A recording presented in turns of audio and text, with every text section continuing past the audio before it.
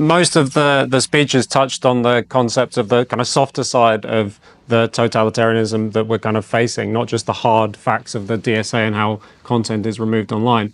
One of the things that we've just published a report on, we just exposed, is the degree to which this softer side is actually funded by the European Commission itself. So the European Commission spends, we found, 650 million euros funding academics, researchers and NGOs, all to propagate the idea that there's an enormous problem with hate speech and disinformation. That's 30% more through Horizon is spent funding so-called disinformation studies than is spent on international cancer research. So whilst we have a kind of cultural problem to deal with, winning the argument about freedom of speech and open debate, we also have to get to grips with the fact that this is an entirely astroturfed phenomenon. There are no ordinary people out there who are demanding that we take action on disinformation and hate speech. Rather, there are people whose entire livelihoods, careers, sometimes entire universities, who are completely dependent on EU money for making this problem. So my question is, how do we get to grips with not just the reality of the DSA, the hard side of censorship, but the way in which this is,